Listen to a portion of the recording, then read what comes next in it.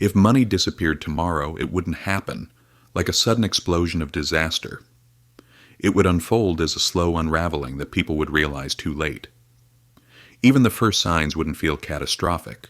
Small signals such as ATMs setting limits, transfers being delayed for security reasons, or announcements that certain banknotes will be removed from circulation. And history tells us this. Financial collapses usually don't happen with a single event. First trust melts away, then money collapses. We have actually seen this scenario countless times throughout history. Similar collapses happen both in ancient times and in modern countries. So the real question is not, will it happen again?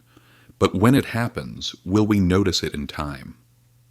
What matters is being aware early enough to protect ourselves. To understand what will happen when money disappears, we first need to understand what money really is. Because money is much more than the metal we carry in our pockets or the numbers in the bank. At its core lies the common belief of society. When this belief collapses, no law or decree can immediately restore that value. This happened in Rome, and it also happened in Zimbabwe in the early 21st century. Over time, the amount of precious metal in Roman coins decreased, and they were filled with cheaper metals. Eventually, these coins turned into worthless metal pieces. People started demanding payment in wheat, oil, and even chickens. After the First World War, inflation in Weimar Germany had completely spiraled out of control. In 1923, prices doubled within a few days. Because money was losing value so quickly, people had to receive wages twice a day. It almost took a wheelbarrow full of cash to buy a loaf of bread. In Zimbabwe, the government printed 100 trillion banknotes. This number sounds like a joke, but it only covered a few days of shopping. These banknotes were no longer seen as real money, but almost like collector's items, because they had lost the basic function of being money. In Venezuela, the crisis became so deep that people started bartering services like haircuts just to find food, because value was now seen not in money, but in basic necessities. The common point of these examples is always the same. When the system collapses, people turn to other exchange tools they trust: gold, goods, foreign currency, but rarely their own currency. If such a situation happened tomorrow in the United States or Europe, its impact would shake the entire world. Because global supply chains depend on instant transactions and trust. When money stops flowing, ports stop, market shelves empty, and international contracts lose meaning. Even digital payments could be interrupted. This shock wouldn't only be economic, it would turn into a psychological collapse. Because for years we believed our bank accounts were safe. When that trust suddenly collapses, panic becomes inevitable.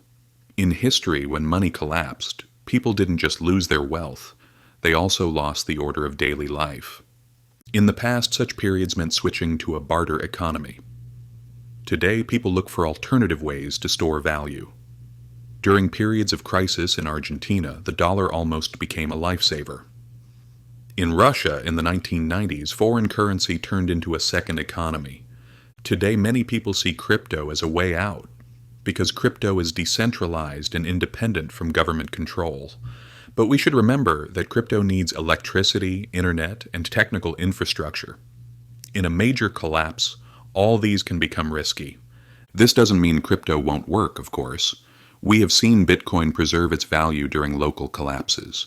In countries with capital controls, people use crypto to move their money abroad.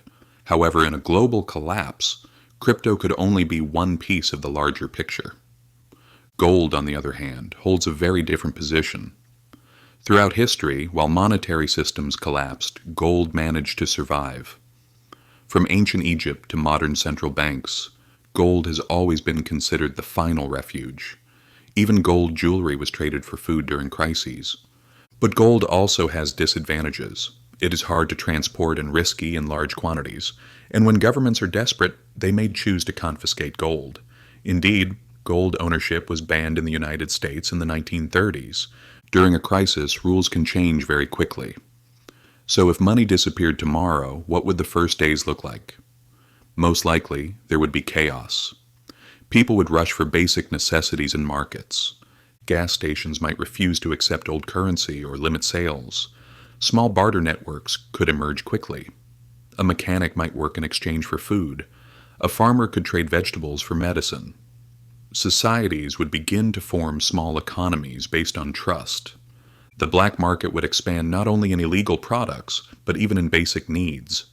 Those who truly have wealth would adapt much faster. Because wealth is not about the numbers in the bank. It is measured by things with real value. After a while, a new monetary system would inevitably emerge. Moreover, this system doesn't always have to be established by the state. Private banks or large companies could create their own types of money. In some regions, foreign currency could completely take over. Today, it wouldn't be surprising if a major technology company created a digital currency. Central banks are already racing to produce digital money. Because if they lose control over money, they also lose power. Money and power cannot be separated. Those who control money manage the economy. Those who manage the economy shape society. When money disappears, this power disperses and a new order emerges in its place. In Rome, this gap was filled by local strongmen. In the modern era, institutions like the IMF stepped in.